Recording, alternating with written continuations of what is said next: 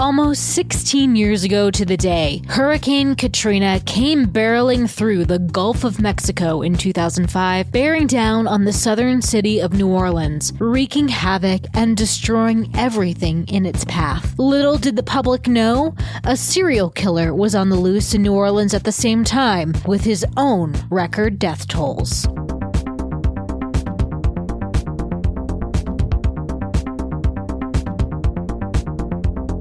Yes, West Side. Jen, or Oh my gosh. This is the second time you've done this. I'm offended for you. He must be really annoyed with my comment if he confused me with you. Yeah, for real. So on this day, John had said, go pick up some purple haze at the store. Purple Haze, the beer. I almost got the purple haze goat cheese as well, because I was like, oh, well, like, you didn't specify beer. I said pick up Purple Haze in the store and then pick up Purple Haze behind the store. Did they not have the Purple Haze at Total Wine? Well, I didn't go to Total Wine. That was my did you go to mistake. TD's? I went to TD's thinking they would have it. And I was like, oh, yeah, this is like a common beer. Apparently not that common. So I subbed. I think it's raspberry, the Purple Haze. Is it? I think so. You might be right. I like purple haze a lot. So I had to substitute because I was like, oh, shoot, I got to go to Total Wine now.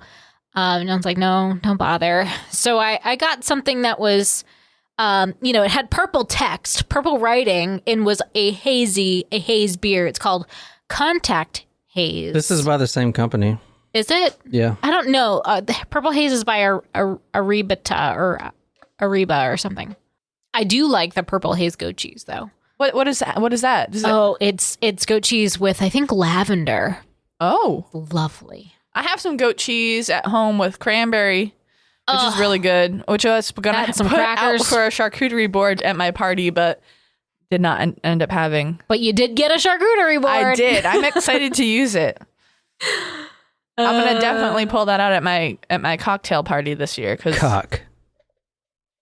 I think that'll probably be the next big party that I have is my Christmas cocktail party. Big cock. Good for you, John. You're learning words. Well, I do have a few Patreon members to mention. I think we've got Rachel up in Canada who has joined us. Thanks, Rachel. Matthew and James. Thank you, Matthew and James. Both biblical names. Yes, I was going to say, where are Luke? And we already have a John, so we just need a Luke. Paul. And this one, I'm going to dedicate it to James because he is rejoined on a couple of occasions. So I'm going to count this one for James. Well, thank you, James. Surprise shots. Surprise shots. We don't know what they are because they're a surprise. This is the perfect shot for a very hot summer day. Ooh. I think I know. Cheers. Cheers. Malibu. Mm-hmm. Oh, thank God. Tastes like tanning oil. It does. I really didn't want to do anything too strong yet. Welcome to the Talk Murder to Me podcast. My name is John. I'm here with Jen and Naquiz. This is episode 254, right? 254? Yeah. Mm-hmm. You can find all the photos, videos, sources on talkmurder.com. You can share the blog post there if you want. And also, if you want to enter into the contest we have for the new podcast called What Happened To, which is a podcast exploring strange disappearances. And it is set to lo-fi hip-hop. Very fun to produce. Me and Brianne from Among the Dirt and Trees do that podcast together. Go check that out. The contest is on there as well. And I'll just go ahead and give you the link so you guys can go there and enter the contest. And that is talkocast.com. So talkocast.com/win. talkocast.com/win. And there's multiple entry options available. For instance, you can share You can get a free entry just for going to that page. You can get additional entries by like sharing it on Facebook or Twitter or subscribing to the podcast. Leave a review. You'll get 5 extra entries, stuff like that. Tonight we are talking about a serial killer. Also, the episode for Thursday, we put out episodes Tuesdays and Thursdays at 7 a.m. Eastern Standard Time. The Thursday episode is also a serial killer. Both of these men have killed about the same number of victims, and you probably haven't heard of any of these killers. The first one, as we're going to talk about, happened here in America, but was overshadowed. His crimes and his arrest was overshadowed in 2005 by a big event. What happened in 2005? We graduated from 8th grade. Shit. Yeah, we did. What happened? Wow. What happened in 2005 in Louisiana? Oh, Hurricane Katrina. Katrina. They're about to get hit again Oof. with the Hurricane Ida. That's a Category 4. I mean, Ooh, is it? Oh, geez. I'm not trying to be a dick, but stop fucking building right there on the damn shore, man. Meanwhile, our dream is to buy a house right on the beach. Yes. I mean, they built that shit up again. It's like, fuck, obviously. You know what about hurricanes? I feel like back home, that was one of the only natural disasters that we could get other than a blizzard, but we weren't really hit hard by them. No. Sandy was the only one that, like, really, Yeah. Yeah, that was bad. All right, Nicole. So let's start the story. Can you please describe this man for us? He looks like one of the Wayans brothers, and the lady looks like Uma Thurman. Yeah, that's a good way to describe what this friendly pair looks like. I don't actually know the context behind this particular photo, but this is one of the only ones available of him. This is Oliver LeBanks. This is where we're starting the story tonight. He is the victim. And we're actually going to October 3rd, 1998 in Louisiana. Is she relevant to this story? No, this is a random photo of him. There's obviously not many photos Okay. of the victims here. I want to go to New Orleans still. I haven't gone. Yeah, I've never been there either. I don't. I mean, I would not. I used to say like Mardi Gras was a bucket list item. Oh, no. But now, Too much. definitely no. Too much of a clusterfuck. I would like to go and have some beignets and like some really good po' boys and stuff like that. You know what I Yeah. mean? I would go for a food experience. I would solely. I would still want to party, but I wouldn't want to be involved in Mardi Gras. Like, it's Yeah. too much. Hear some jazz. Yeah, I would go for jazz. Yeah.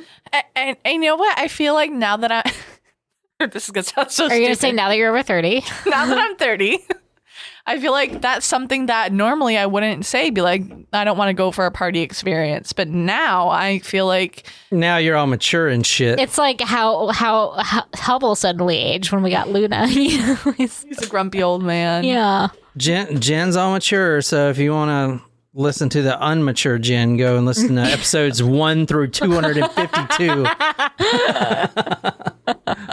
Where you can hear Jen rolling around, on the floor and passing out.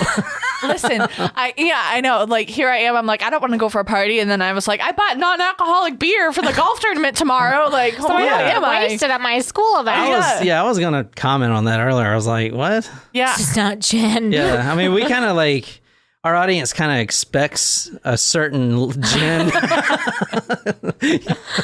gotta grow up sometime. I know. I'm like buying a car, have a house. Like, oh, The who big am times. who am I?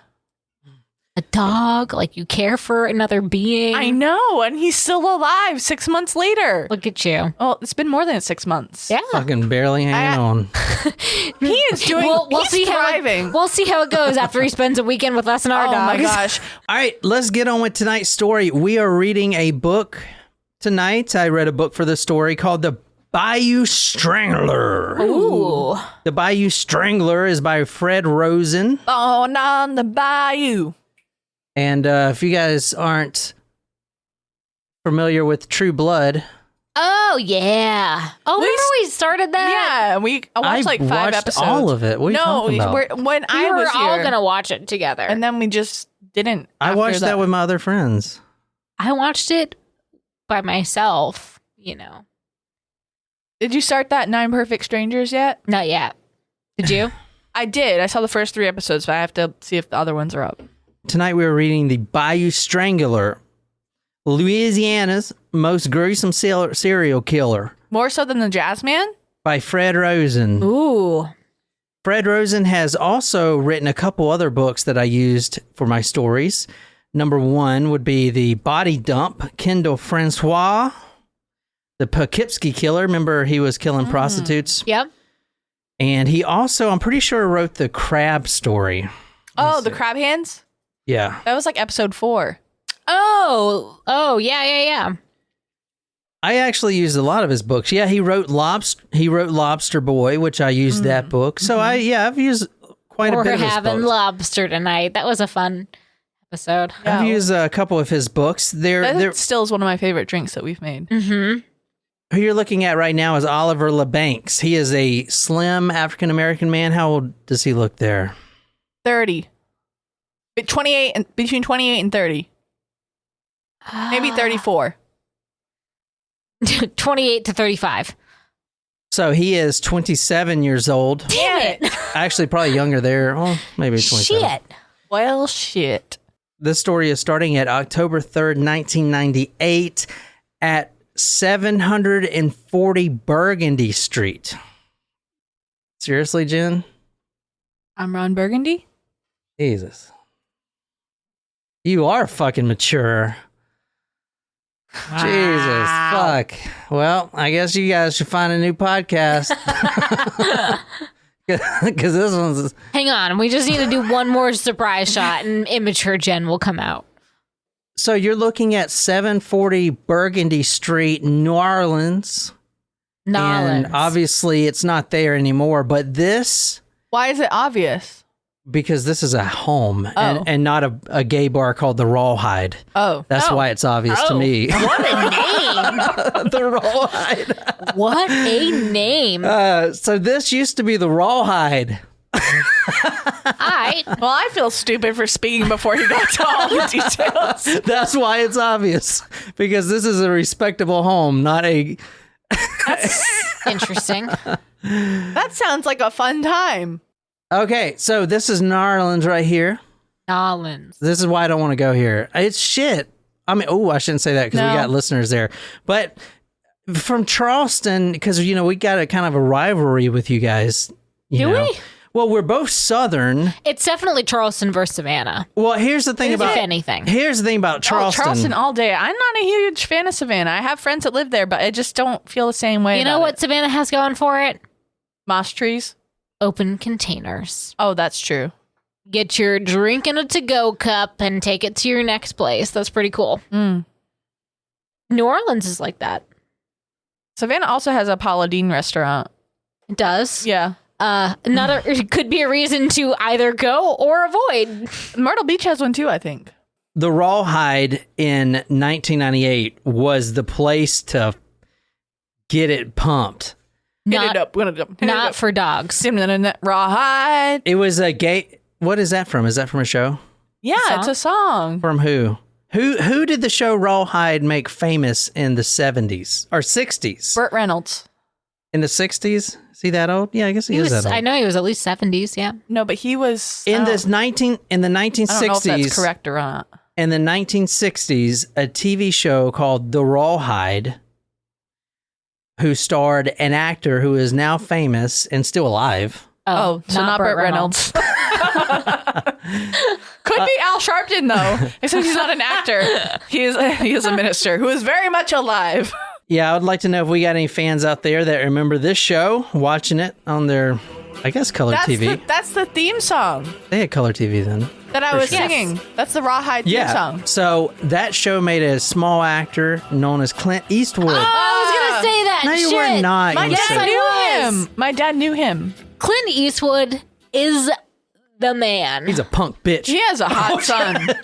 Yeah. You ever seen Scott Eastwood? Yeah, he made an appearance in Gran Torino. He is very easy on the eyes.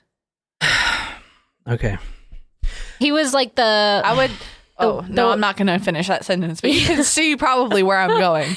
Ew. You're talking about raw dogging. Raw dogging. Let's raw dog it. I ain't got a condom. You want to raw dog it?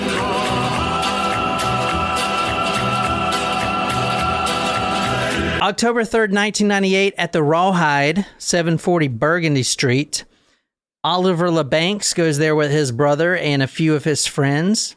Now, Oliver does have a girlfriend, which this doesn't make him a homosexual, but he was there for a specific reason. He went there to sell himself for money. Like Deuce Bigelow. The male gigolo. Yeah. He was a slim African-American man, 27. He didn't actually have an occupation, but he did do things to make money, like sell drugs and even pickpocketing the tourists that come through Louisiana, to come through Louisiana. And he also sold his body for sex, which is what the Rawhide bar was known for in 1998. If you wanted to go there and get sex from either one or two types of people, there's two types of people. The two types of people are leather or Levi's. The older... Why are you shaking your head? Which one are you, Jen? Leather. Well, so with this bar in particular, how I understand it is older gentlemen looking to buy sex would frequent this bar a lot. This is what it was known for. I mean, the name was the Rawhide, right? They would bring their money, and inside the bar, they could pick either two types of people, either leather or Levi's. The leather was worn by the older boys, and they kind of ran the bar. Okay, so this is a whole synchronized operation going on here. The Levi's were the younger boys, and they didn't go into the turf of the leather guys because they're, the seniors or whatever. But they all sold sex. So a guy wanting to get his rocks off, he can either choose between a young or an old, and he can distinguish really quickly by the type of attire that person is wearing, either leather or Levi's. Which I would be leather, probably. I do both. This particular night was extremely crowded, so any spotting and recognizing the one man that we're going to talk about tonight, the killer, the Bayou Strangler, would be impossible because there's so much people. LeBancs goes into the bar. He splits up from his brother and his other friends. Now, they didn't know his brother didn't know at least, that he was selling his body for sex. So he kind of kept that on the down low. But he goes up to the bar, and there is this man, this guy right here. His name is Ronald Dominique. And Nicole, if you want to describe this guy for us, this is the killer. This is the Bayou Strangler. Ugh. That's not a description. Isn't it, though? He is a large, balding man with a goatee. He looks like someone you would want to automatically stay away from. Mm. His eyes kind of freak me out. They're actually just a tad close together. He looks lonely. Yeah, he is a very lonely man. Very lonely man. His eyes might look that close together because his face is so large, They look too close together. Oliver LeBancs goes up to the bar, and Ronald Dominique is sitting there looking lonely, but he's got a wad of cash, and he knows exactly what to do with it. LeBancs comes up to him, says that one word or a couple words, "Hey, you like to party?" And he said, "Yeah, I like to party." Now, this is interesting. I guess they still do that here if you're going to buy a prostitute. You don't say, "Hey, how much is the market value for a blowjob right now?" You say, "Can I give you money, or do you need money?" Like, basically, can I loan you money? Now, this was what they did. So he basically said, how much money do you need for me to loan you? And LeBanc said, about 20 or 30 bucks. And that was a sign for a blowjob. So, okay, 30 bucks for a blowjob. They bounce out of the club because he's going to go get his money. Ronald Dominique, when asked where his car was, said it was really close, which was a lie. He lied to him right there. It was actually pretty far away. The two men walked down St. Anne Street. They walked through the French Quarter and past Bourbon Street, which, let's go to Bourbon Street. You know what's funny is I think that the gay club in Charleston is on Ann Street. I believe you are correct. Dudley's. Yep. So this is Bourbon Street. You see where we were? They're going pretty far. Like we were back, but this is 5 or 6 blocks. So they're walking 5 or 6 blocks. They take a left here. They're going down Bourbon Street. And then by Jack's Brewery, JAX, it's probably not still there. What does it say, Louisiana? New Orleans. Oh, shit, it is there. Well, it's still there. Well, maybe it's not a brewery because it said shops at Jack's Brewery. So maybe it's shops. Then why would it have the word brewery on it? It's weird. Because that's just what people knew it for. So, I mean, look how far they walked. All the way over here. They actually walked about 6 blocks east. And we're looking at Google Earth, so I'm kind of doing this. 6 blocks south, and then another 6 blocks that go in the other direction, and they end up in this shady little place in a parking lot. It may have even been this parking lot right here before it was all built out. There was no one in there. The only car parked in there was Ronald Dominique's, and that was a 1983 Chevy Malibu.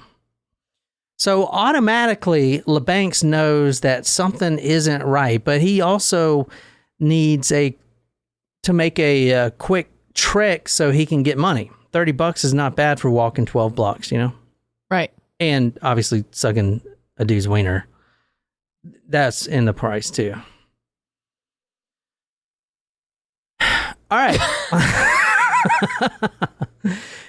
They get in the car. Nobody is in the parking lot.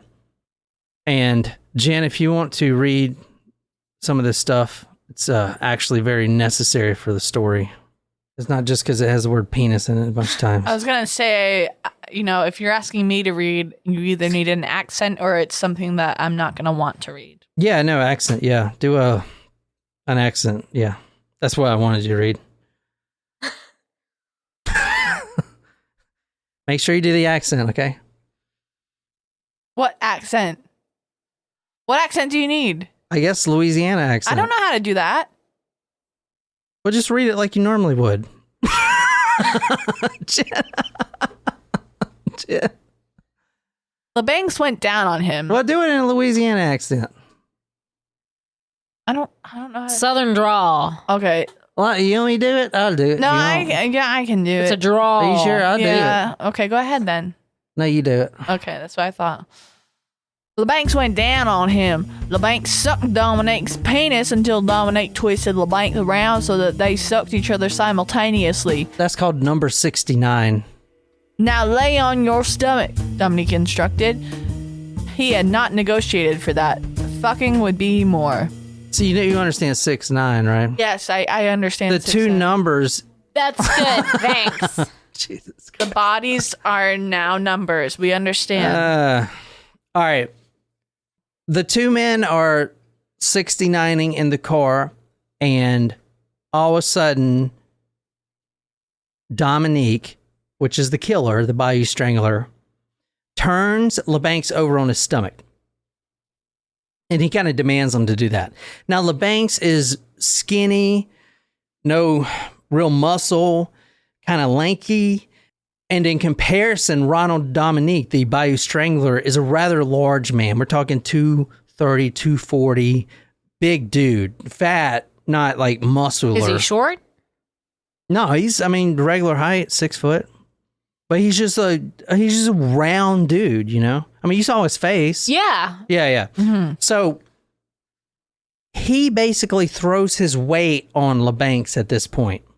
Now, this is going to be the MO for all of the victims tonight is he uses his weight to throw him over, and then he basically rapes LeBancs because they didn't actually negotiate for the fucking, which would have been more money.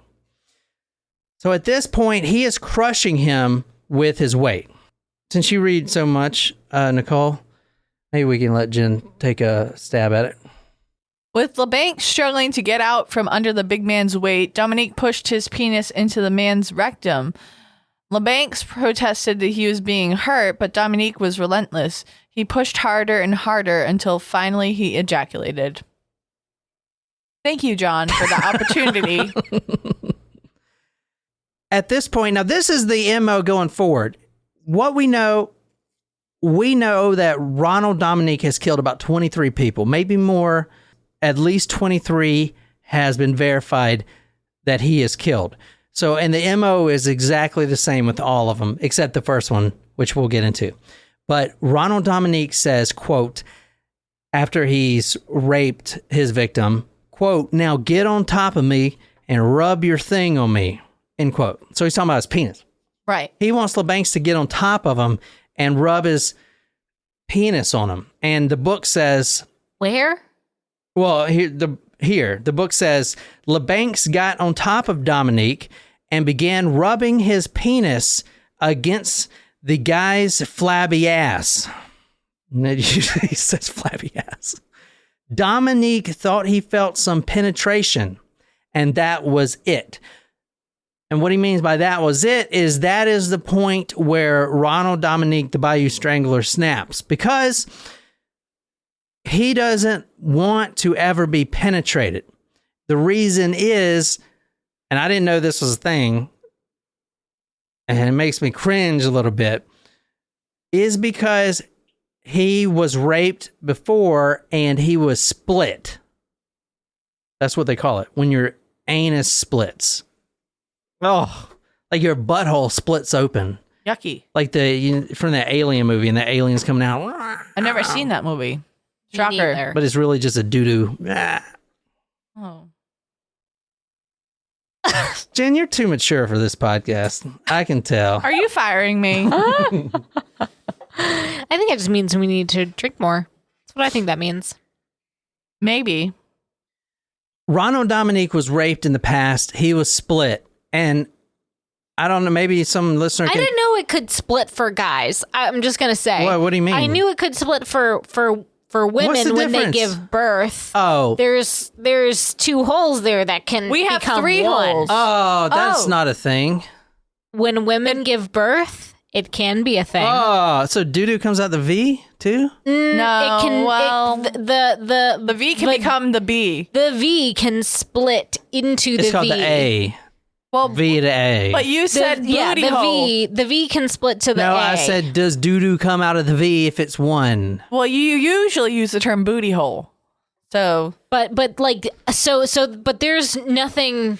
There's no additional hole for men. So I'm assuming. What do you mean the boot hole? no, The boots. you have one. We have 3 holes. You have 1 hole. But I'm just saying, when a woman gives birth, it can tear to the A. If it's coming out of the vagina. Correct. Giving birth. This is a rather frequent occurrence. Which and is they have why to you have to stitch do your together. Kegels. They have your to Kegels. stitch it together. Well, it can either come out of the vagina or the butthole. No, it doesn't come out of the butthole. The baby comes out of the V. My dad used to always tell me I came out of the butt. I would believe a that. I would believe that for you. But I'm not sure for a man it's not splitting into another it just hole. tears. It just Yeah, it becomes just larger. tears. This is called splitting. It sounds fucking painful. I just wanted to clarify.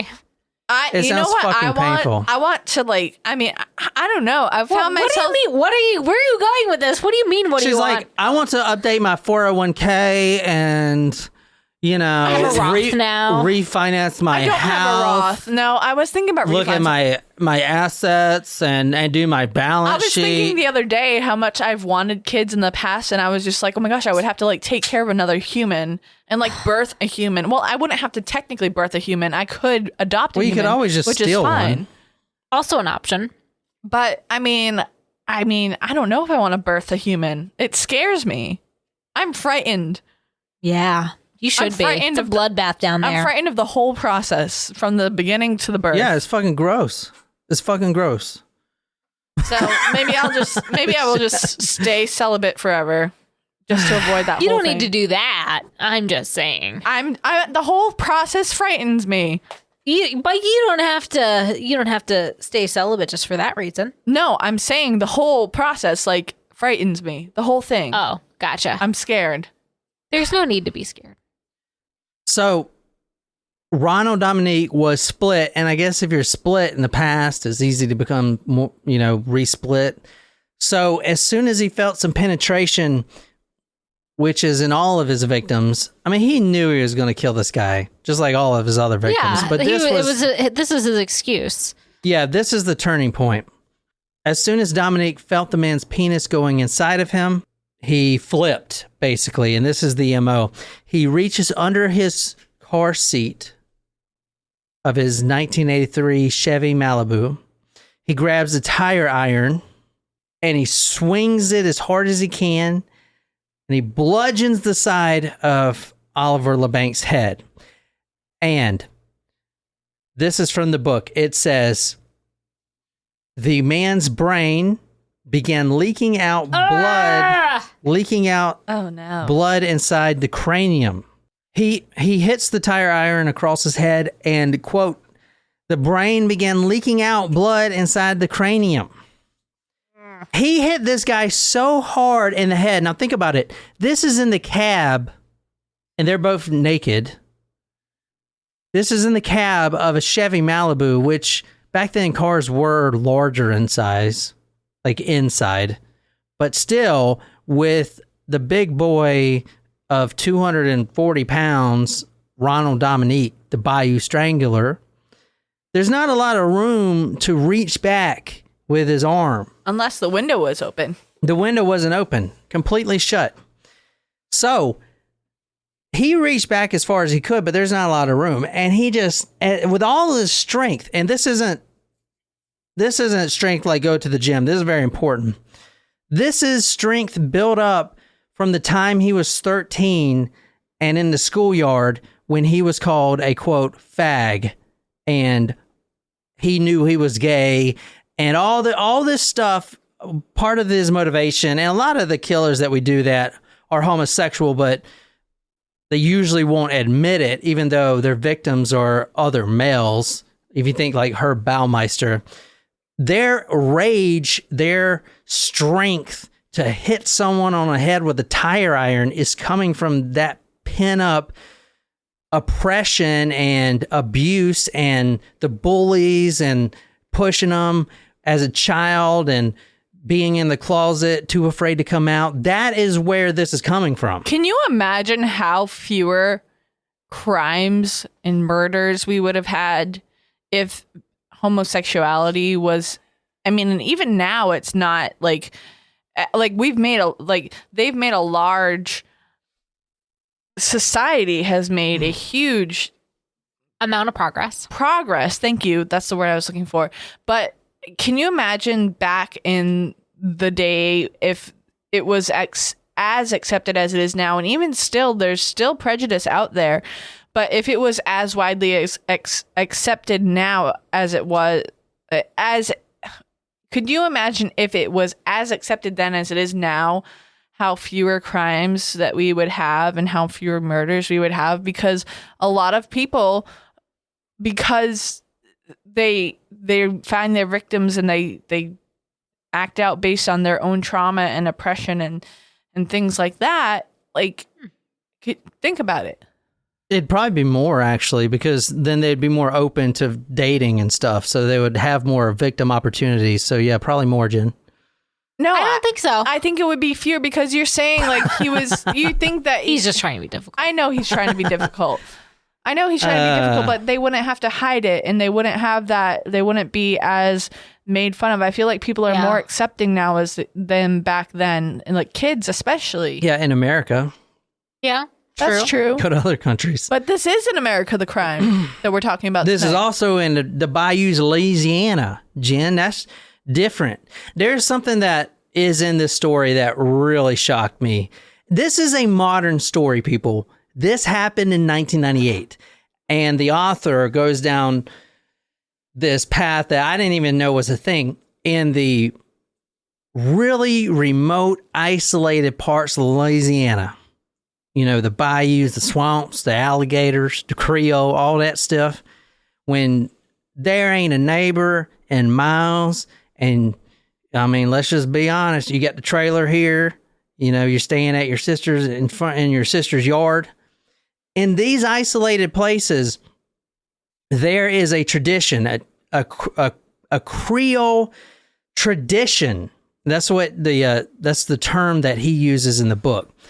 And I'm just going to kind of read what he says. It's kind of crazy. He says, it says, quote, "They said that some Cajuns accepted parents." Now this is modern. Accepted parents having sex with their children as the natural order of things. I'm sorry. Can you repeat that? Because I think I misheard you.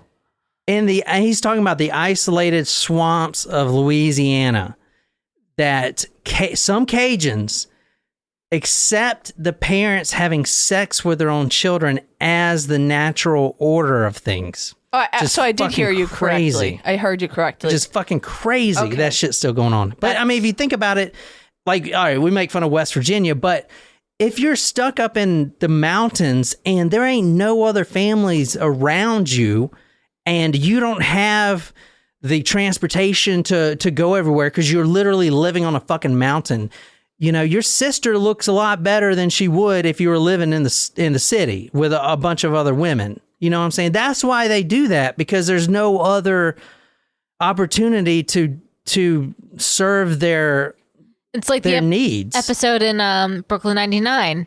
They were talking about mono, and I haven't seen them yet. Just you wait. Okay, so before y'all got me all screwed up, I'm going back. The space in the car, in the cab, is not large enough to swing back and hit him. But LeBanks was hit so hard, and you saw him. He looks like he got a pretty normal, thick head. He was hit so hard in the side of his head that he instantly suffered twin concussions. Twin concussions. Boom, right there. I've never even heard of that. And this is coming from a person who's had at least 6. Yeah. But you never had twin concussions. That's what I'm saying. Ronald Dominique then started choking him. He takes off his belt. Now, this guy is twitching at this point. The book literally talks about how he's twitching. He takes a belt, wraps it around his neck, and just starts tightening it with the belt. But for some reason, and the belt marks are in the neck when they find the body, even though the body is pretty decomposed, because even though they found it a day later, apparently in Louisiana, in the humid, hot bayous and the swamps, bodies decompose extremely fast. So if you're in the market, you know, getting rid of a body or two, Louisiana and the bayous, it'll be gone within a week. Okay. Anyway, he is twitching. His belt is around his neck, so tight that it bites completely into the skin, so much so that it touches the arteries and kind of cuts into the arteries. And then he takes the belt off and finishes the job with his hands. And the book talks about the death rattle, where you know that when the body kind of just that final let go, if you will, of the body. Mm-hmm. And that's it for him. Now, this wasn't the first victim. And here's the thing about Ronald Dominique, the Bayou Strangler, is he's got to dump the body. But guess what? He is in Louisiana. He could go down any side street, dump the body, and we would not be doing this story. They would never find the body. There's so many gators out there. It decomposes way too fast. It's so easy to hide a dead body in Louisiana. But if you go to Google Earth, there's plenty of places that you can find where you can put a body that no one will see it. But he doesn't want to do that. He wants the body to be found. He wants the notoriety and fame of the killer, right? All of his life, he has been ridiculed. He has been called a loser. He has had these menial, shitty jobs. He has never had a girlfriend. He's known as a nice guy, as we'll talk about, but he's just... People are nice and friendly, but no one wants to be fucking friends with him, okay, at all. All of his life, he has felt that isolation and that kind of rejection, even though people weren't mean when he's older, because he's a big dude. No one's going to be mean to a big dude, but they're friendly, but I can't come over for dinner because, you know, I got to wash my hair type of shit. So no one's friends with him. So after all of that, he wants some sort of recognition. He wants to be appreciated in some way. And the only way he can do it is to make sure these bodies are found. And as I said, these bodies would quickly decompose anywhere else. But he drives towards the airport and he goes on the airline drive, like right by the airport on Federal Highway 61. He goes off a little side street and he dumps the body right on the side of the road where passerby will definitely see the body. And they did within a few hours.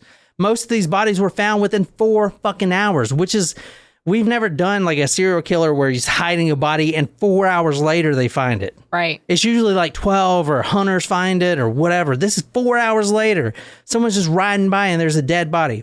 The bodies aren't staged per se.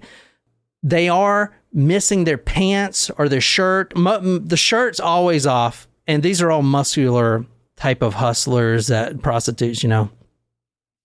The pants are usually pulled down, like in LeBank's case, and they're just tossed out like trash, usually on their knees, face down, ass up.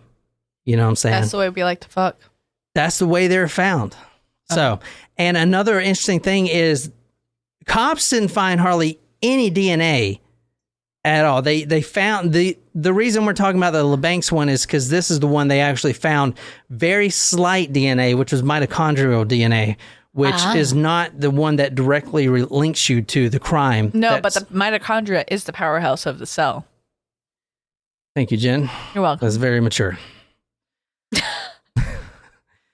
The cops thought he was using either condoms or, you know, it wasn't, you know, or whatever. He cleaned up, but no, it just, the humidity of Louisiana eats that shit away quick. Cray. It is cray. This guy didn't even really make the newspapers because when he did get caught, after killing 23 people, Hurricane Katrina was all that people talked about, especially in that area, yeah. In that area. So let's talk about the first victim right quick. David Mitchell, 19-year-old African-American, last seen July 13, 1997 in St. Charles Parish. The body was discovered on Highway 3160 a few hours later. He was anally raped and drowned. So this is interesting because this is the first victim. And the MO after this victim right here is going to change and be pretty steady. So this guy, David Mitchell, was drowned. And I imagine he drowned him to try to get rid of the evidence, the semen and stuff like that. But the second victim wasn't. The second victim was another African-American, killed 5 months later. There was a cooling down period of 5 months. He was found dead on December 14th in St. Charles Parish, the same place. He was actually found 4 feet away from where the other body was found. Wow. Obviously, the cops get a lot of backlash about this. Oh, how can you let them kill 23 people? Number one, they were prostitutes, all of these people, and this is a gay male case, right? This isn't, I mean, it's just not that popular. Let's be honest. You know what I'm saying? It's just not that popular. They don't want to fuck with it because, you know, I mean, no one's going to, like, especially in Louisiana where homosexuality is still kind of looked down upon in a lot of places. Well, let's be real. It's looked down upon it in a lot of places, not just Louisiana. Yep. But this ain't some 15-year-old white cheerleader, you know. These are prostitutes, hustlers, and stuff like that in Louisiana. So anyway, the third victim, I'm just going to kind of run through these a little bit, and then we'll get to his background and stuff like that. The third victim, Larry Ranson, same thing. Now, this one's sort of a change. This told the police that he didn't really have an age preference. This man here was 38 years old. And there's like no photos of these people, guys. There's, you know, nothing. Now, these victims, all up until the 23rd one, will die the same way, and that is asphyxia. That is asphyxiation by compression of the neck. So basically, belt around the neck, choked, and then dumped. Some of these victims will be dumped in a dumpster. Some of these victims will be dumped laying halfway out of the dumpster. Some of these will be dumped on the side of the dumpster. One of them will be thrown over a wire fence. Like a dead squirrel or some shit. I just like over a wire fence. It's terrible, you know. It's like they're thrown away like they're garbage, but they're humans. They deserve way better than that. They don't deserve to be killed at all. I agree. I mean, yeah, obviously that, but you know, as victims, you should at least no respect. Yeah, there's no respect. They're not trash. You know, you're trash by killing them. All right, so the background of Ronald Dominique, which, you know, when I look at this guy, I don't know, maybe it's just a Louisiana thing, but Dominique, it just doesn't seem like, is that? That's a French name. Is it? Yeah. Mm-hmm. It's, it's the female version of the name Dominic. Let's talk about the background of the Bayou Strangler. In school, he was called all the names. He was called a loser and made fun of. Now, he was still in the closet through his entire childhood. But, you know, these kids, they just know, right? And they saw right through that. He would say he's not gay, but they could see through it. And in this part of Louisiana, that wasn't accepted at the time. And he grew up in the 70s. So this was the 70s in Louisiana, especially where he was. He grew up in Thibodaux. He actually was a extremely talented singer. Huh. He sung in the Glee Club and in the high school chorus. And throughout his adulthood, he is known, besides the whole killing, before the whole killings, he is known throughout the community as an impersonator, a really good impersonator of Patti LaBelle. He is obsessed with Patti LaBelle, and he does these shows where he impersonates her, and that's who people know him as, Patti LaBelle. Like he does drag? Yeah, as Patti LaBelle. Got it. We should go to a drag brunch. That would be fun. I think is there one in Charleston? Yeah, there are. There are multiple ones.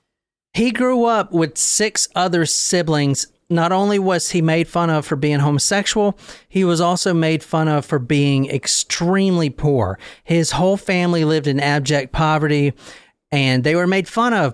After he was arrested, he claimed that one of the things that made him kill was his childhood. When he was a small child, he was molested by a priest, which the parents didn't believe. I mean, priests don't do that. I don't know where he would come up with that from, but that's the craziest thing I've ever heard. So we don't know if that's true or not. Why are you looking at me? Are you looking for me to react? He's hoping for something. Well, listen, you know, you don't want to disbelieve an abuse victim. No, but I'm saying priests don't do that. And at this time period, no, never. The Catholic Church would never do a nationwide cover-up and send priests that are accused of molestation to different parishes and different priesthoods around the country. That just doesn't work. It's not some mass cover-up. You're trying to get me riled up. He's trying. But sex with children was common, as I talked about earlier. Ugh. Cajuns in some parts of Louisiana believe that parents have the right to have sex with their children as the, quote, natural order of things. Ronald Dominique is the type of person that will keep his Christmas decorations up all year. Oh, no. That's bad. Yeah, you don't keep your Christmas decorations. What are those? Me, who just drained the coolers of a party that I had 2 weeks ago, even I do not keep my Christmas decorations up all year round. That's the reason he's mad. That's it. That's the last straw. Can't handle it. Wait, no, it's not because he's lazy. He likes it. I have heard of people who get so pissed off about that, like outdoor Christmas lights, who will like take them down for their neighbor. Like, it pisses them off so much. I'm not that far because, but we may get to the point, Jen, where we paint your neighbor's house and fence. Yes, but I mean, like, if it were my neighbor who left their Christmas decorations, I don't have to look at it every day. I don't look at it every day because I don't go outside every day. Like, if it's the weekend, I don't necessarily go outside on a Saturday. It should cheer you up. It's all cheerful colors. But if my other neighbor who has a 10-foot Santa in their yard left their Christmas decorations up all year round, that's another story. That's someone who would get their Santa's calves slashed. You get like a chainsaw. But what if it was a bunch of like Jesus stuff, like Jesus in the cradle? The manger. Would you go slash Jesus's knees? No, I wouldn't do that. But I mean, break some Jesus kneecaps. Like light the manger on fire? Goddamn wise man. No, I would not do that. I would just politely ask them to please put it away. But I mean, Jesus Christ. God damn it, get Jesus Christ out of here. But the Santa is literally taller than their home. It's taller than the house. Yeah, it's a 2-story Santa Claus. It literally is a 2-story house. Santa. And then they also I'm pretty sure they also have the helicopter Santa Claus as well. Ooh, yeah. Like you get a good neighborhood. No, I like my neighborhood because it's I love my house. I've done quirky. A lot of work there. It's fine other than at Christmas, and then my neighbor, I guess that is going to be year long, having a lime green fence with a yellow and blue house. It's fine. I don't have to live there forever, but I do love my house. Like, honestly, like, if I could just, I block out everything else that goes on inside of it. Like, my house is suited for me. I have a bar, I have a room, I have a bar. That's the first thing you say. It has alcohol. I have beer. I have whiskey. We've got immature Jen back. I've got beer, wine, whiskey, shots of fucking and tequila. Patron. Like, someone drink my vodka, which is fine because I don't. What drink about that. a bed? Like has a Murphy bed in the bar. I have my dog. Murphy bed for Murphy, and that's all we eat. I have 2 Murphy beds, Murphy's bed, and then the Murphy bed in my bar, which is also a guest room. It's fine. This guy was pretty unassuming. His employment at the time of the killings. So basically, the killings are split in half. Ronald Dominique killed between 1997 and 2006. That was the times that he was killing. Okay, so they're pretty much split down the middle with his victims, because in November 1999, after he's killed half of his victims, the police finally release a sketch of Ronald Dominique, and it looks nothing like him. Oh, do you have the sketch? Is it one of those really terrible police sketches? But yeah, I'll show you. But it looks nothing like him, but right after police released that sketch, Ronald Dominique quits his job, and at the time he is a maintenance worker for the St. Charles Parish where he lives. He is a regular maintenance worker. They release a sketch November 1999. He immediately quits his job and drives his trailer down about 40 miles to Huma, out there on Bayou Blue Road. He parks his trailer in front of his sister's home. And that's where he's going to commit his killings now on. So about 40 minutes away in a different part of Louisiana. Okay. So, but the MO pretty much stays the same. And it took him a while to link a serial killer to all of these. And it's most likely because they're homosexuals and no one cared. And they're prostitutes. And it's, Louisiana. Well, it's poor Louisiana. The poor parts, Louisiana, let's just say that. His first arrest was June 1985. And that was for, quote, making dirty phone calls. Ew. Yeah, no. I should probably slow that down a little bit. Yeah. Just calm that down.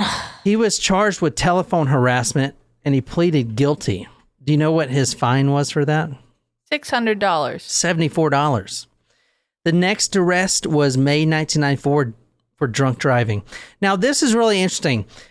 Ronald Dominique stayed in trouble with the law for stupid shit. Like at one bar, he ends up punching a woman in the face and gets like a, say, very simple assault charge. However, most serial killers, when they're in their throes of killing their victims, when they're working in the area, killing their victims or whatever, they're going to stay clear away from any minor infractions. But that's not the case with Dominique. He still got arrested for minute shit all during his killing spree, which is kind of unique, you know, for stupid shit like being drunk in public and stuff.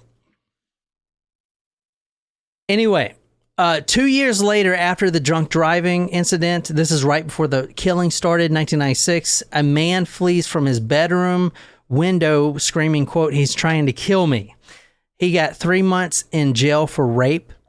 And this is one of the points that he tells detectives made him a serial killer. His stay in prison 1 year before he started murdering people. During his 3-month stint in prison, he was raped constantly by other prisoners, quote, making his anus particularly susceptible to splitting during sex, end quote. So it's something he was used to. Ouch. I mean, yeah, ouch. Yeah. So then he made his mind to never go back to jail. Well, I mean, he's in jail now, obviously. So his ass is constantly getting split. Okay. What the fuck? He's in jail. So the escalation phase for this guy happened after the Oliver murder, which was the fourth one. So, and because it goes from months, right? 5 months, the cooling down period for a serial killer, and it was 5 months and 6 months and 7 months. But after the Oliver LeBancs one, which we talked about first, he started escalating extremely quickly. He gets more confidence. He knows the cops aren't even fucking looking for him. And 15 days later, he kills a Joseph Brown. A month later, he kills a Bruce Williams.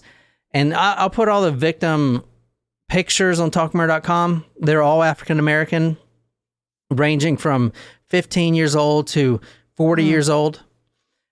He killed a 21-year-old Manuel Reed. All of these victims are skinny black males that he can overpower.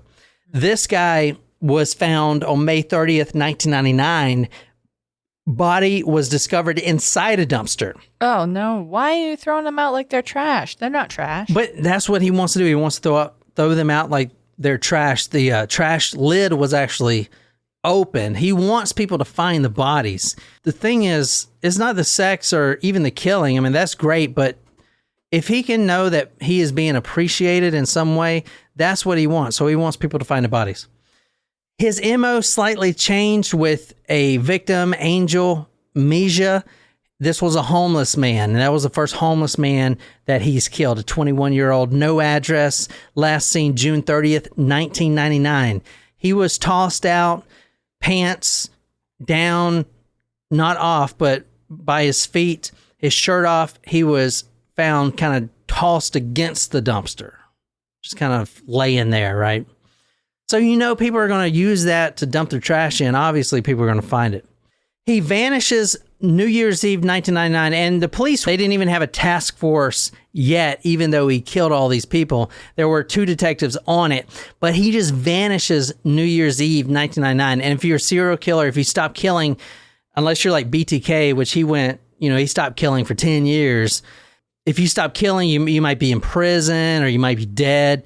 This guy obviously moved down to one of the next parishes 40 miles down, living at his sister's house. New Year's Eve was the first body found in the new location, which sucks because you don't even make it to the year 2000. Y2K. Y2K. I remember that New Year's. A victim was found laying across a wire fence. Ooh. And this is in his hometown that he grew up in, Dominique's. And the autopsy had linear abrasions on the right upper chest. So this guy's getting more brutal. He's starting to slash and shit like that. And after this, Ronald Dominique stopped killing for 2 years. So he puts and this is right at the airport too, where the wire fence is. He drapes a body over the wire fence. Everyone can see it on the interstate. Everyone can see it. After that, he stops for 2 years. Do you want to guess why he stops for 2 years? Why? Because he needs more money, so he becomes a pizza boy with Domino's. And at night, he's delivering Domino's pizza. So he's too busy to murder anyone. He is. He actually becomes a really good citizen after this, which I don't know what to think about it. He joins the local Lions Club. He's spending his weekends. I don't know what Domino's did to him, but they changed him for a little bit. Then he fucking escalated back. Their cheesy bread is on point. And their cinnamon I do love me some cheesy bread, period. But he stopped killing for 2 years. He joins the local Lions Club. He starts volunteering. He spends his entire weekends at the bingo halls calling out numbers for old people. It's fucking crazy. Aww, this guy that's nice, I guess. literally Shit. What the fuck? He has stopped killing people all together, and then all of a sudden he starts back. I don't know what the fuck. Maybe he got mad about something. Maybe. The next victim was a Jenneth Randolph, 146 Charter Court off Bayou Blue Road.